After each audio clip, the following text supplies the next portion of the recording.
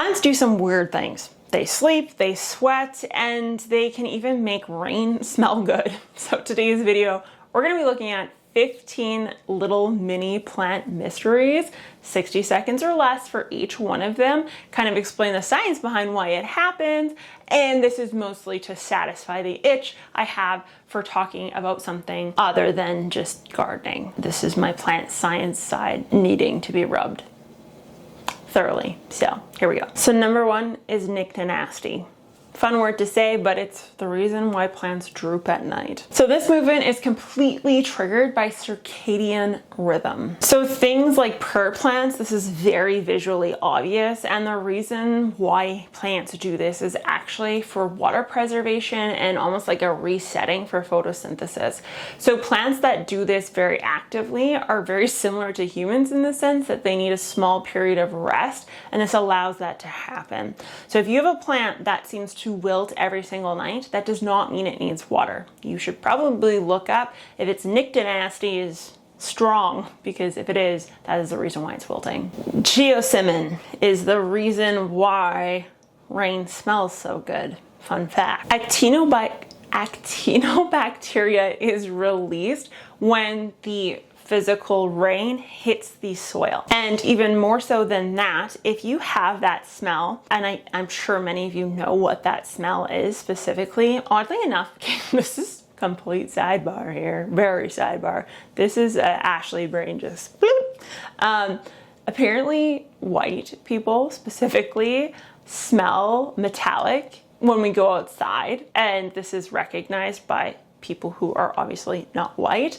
I know exactly what you're talking about when you say this, because I always have thought this too, that we smell very metallic after we go outdoors for extended periods of time. So anyways, this is something similar to that. And sometimes the smell, either the way that humans smell when they come in, white people smell when they go outside and come indoors, or the way that the soil smells after the rain has hit, the intensity of it can change or differ. So if the smell of the earth is overwhelming after a rainfall, this is actually your sign that that soil is incredibly fertile and healthy. If there is not much of a smell, or the smell seems reduced in some way, that's actually a sign that that soil lacks fertility. So if you've ever been in a forest when it's rained, it's very pungent.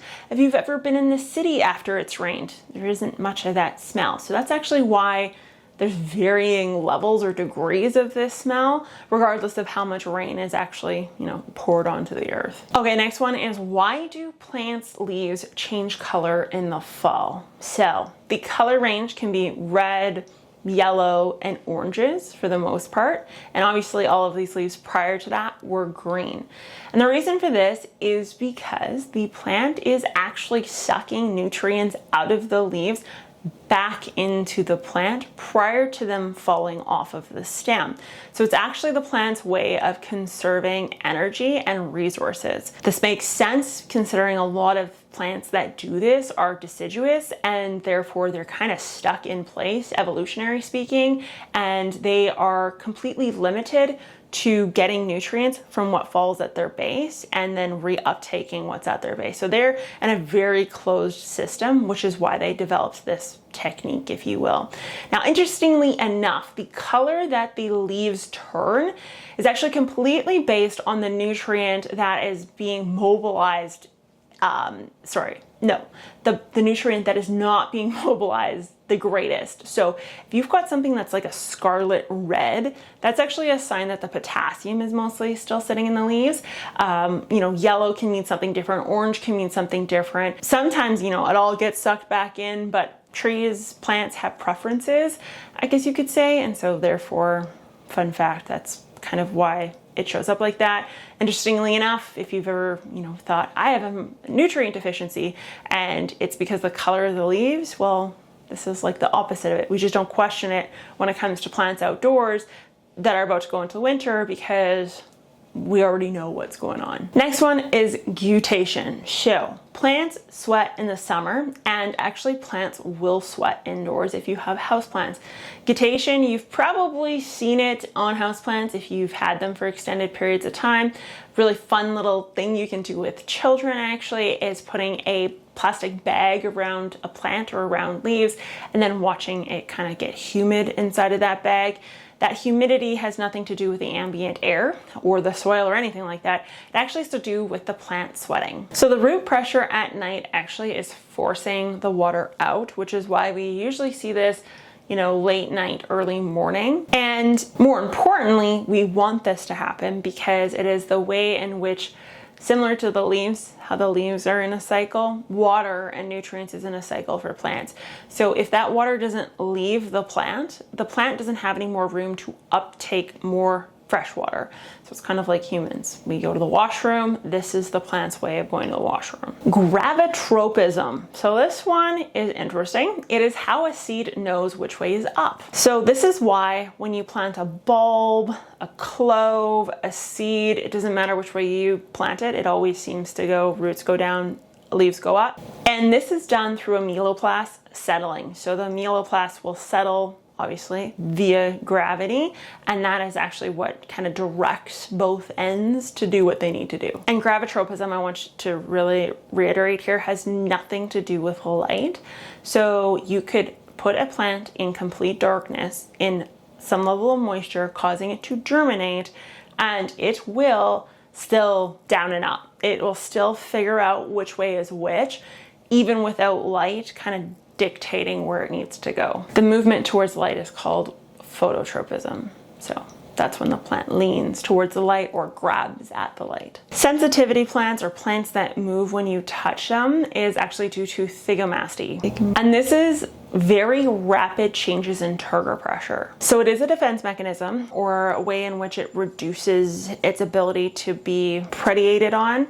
There also is, you know, carnivorous plants such as like the Venus flytrap that obviously have very rapid changes in turgor pressure that catch a fly in it, for example. And it's important to note that this takes a lot of energy because plants' turgor pressure, normally speaking, is very set. And unless there's like rapid changes in the humidity levels, the heat levels, or the water in the soil, it generally has its structure and that's where it's gonna sit. These guys are able to move water out of cells, which is what turgor pressure is regulated by, causing them to collapse incredibly quickly. This is stressful. It takes a lot of energy. So if you have one of these plants and you're constantly touching them, the likelihood that that plant will cease to exist sooner rather than later, or will be kind of limited in growth in some way, is much higher when we're constantly touching these guys. But it is a very neat mechanism that these plants have designed. Hydrophobicity in potting soil. Now this is common in things like compost, manures, and peat-based potting soils. We can sometimes see it in our physical soil outdoors, particularly if it's high in organic material. The reason for this is because the organic material has a hydrophobic waxy layer on the outside of it, and when that becomes dehydrated, it goes from very open and kind of jagged and lots of water can kind of weigh in on it, to closed and sleek and smooth, almost like the hull of a ship, if you will. So to be able to fix this, or to have a soil come back from that, is you need to rehydrate it. Now, the best way to rehydrate something from this is from the bottom upwards, allowing capillary action to do its dirty for you, or yucca plant extract is a very natural way to make this happen, because what it does is it breaks that hydrophobicity bond that is, you know, that wax that's there, allowing for that water to rehydrate or repenetrate and kind of make it less floaty, if you will. Next one is actually nyctinasty for flowers. So things like tulips and morning glories. We see these actually close up at night, and it has to do with moisture loss as well, the reduction in moisture loss, but it also has to do with loss of pollen. So these plants have developed the ability to close the flowers at night when pollinators are not present, to reduce the loss of pollen via mechanical manipulation from something walking by it, and or wind activity, maybe even rain activity, that sort of thing. A lot of that is reduced when it's protected via a closed up flower. Why your garden soil cracks. So if your garden soil cracks or fissures, this is a sign that your soil has heavy clay or high levels of clay. This is completely normal because clay in and of itself actually swells and shrinks depending on how much moisture it's been exposed to. So this in turn results in aggregation or clumping of the dirt, and this oftentimes is viewed as a bad thing, but it's not. The ways that you would prevent this or stop this from happening, if you so desired, would be to increase the organic material present. So what this is doing is it's essentially making it so that the clay particles can't be the popular group anymore. They can't be hanging out with each other as much because there's more material in between them, so they're not able to contract and swell at the same rate. The next one, and actually probably the one that's going to be the most successful and one I would recommend above anything else, would be to mulch. So the mulching slows down the rapid influx of water and decrease of water through evapotranspiration, which in turn means it doesn't crack. But a cracked soil does not mean a dead soil.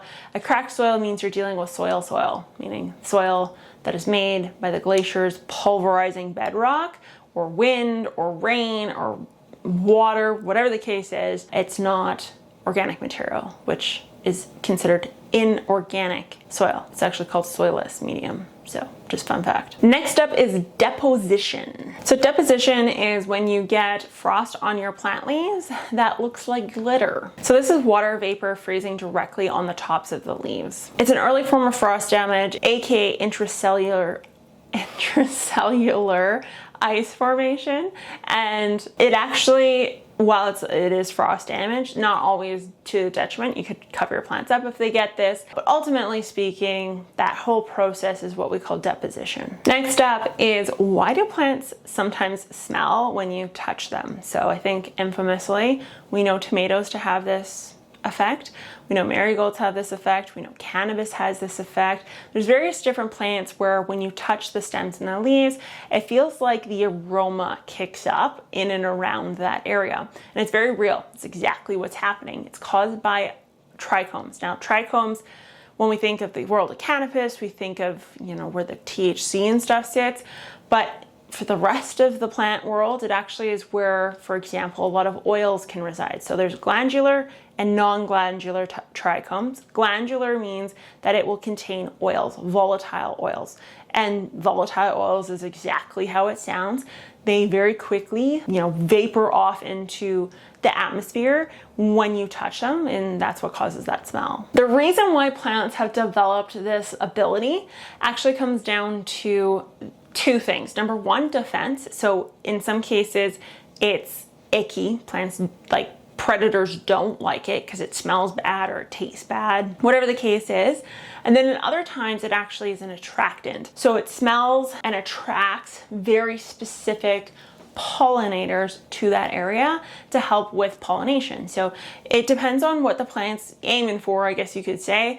But like I said, tomatoes, this happens with marigolds, basil, anything that's very heavily aroma-wise, has nothing to do with the flower, but more so to do with the physical plant itself. Sage, thyme, all these aromatic oil volatile compounds are solely there for either defense, so deterring and being disgusting to something, or an attractant, hoping to get stuff into the area to kind of do whatever it needs to do. Next one is, why do cut flowers wilt? So I think obviously they wilt, we know the reason why is via water loss, but if we understand why they lose water, then we can actually understand how to correct it or get them to live longer. So the reason why this happens is because of air embolism. And these air embolisms are actually blocking the xylem, which is the juice that's moving nutrients and water up and down the stem, the leaves, the flowers themselves.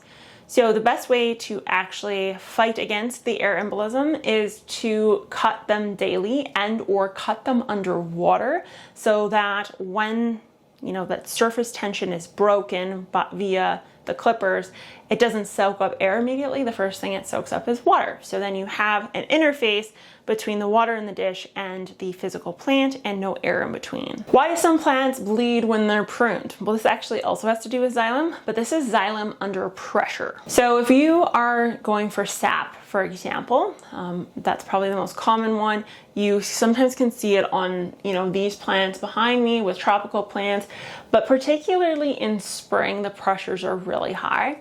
So when you go to tap these plants, they will bleed, and that is the xylem literally bleeding out into whatever container you're capturing it in. Okay, this one I think is just the coolest thing ever. But if you've ever been in a cornfield before or near corn and it sounds like you're hearing a lot of popping, that is you literally hearing the plant grow. Yeah. How cool. So if you go out into a cornfield or you stand near your corn, usually late July in particular, at night, you can hear popping sounds. And this popping sound is expedited rates of cell elongation, which is essentially the plant growing quickly. Anything that is very fibrous and grows incredibly quickly in a small period of time, sometimes you can hear this with. I think corn, it's probably more audible because of just the nature of the plant and how there's lots of leaves kind of stacked up on top of each other, kind of pushing and rubbing against each other. But that one is actually kind of cool that you can physically hear plants growing, which is, you know, rare or unheard of for most plants on planet Earth. So there you have it. Some fun facts about plants. Hopefully each one was under 60 seconds. Sometimes I ramble when I get excited, so I apologize if I did. Anyways, Geek Crew, you have to let me know down below what is some of the coolest plant facts you know of. There are so many plant facts out there. I could make literal series about this because it is the foundation to the world around us. I might be biased, but anyways, this is what Google says you should watch next, so go check it out. I'll talk to you guys next time. Bye.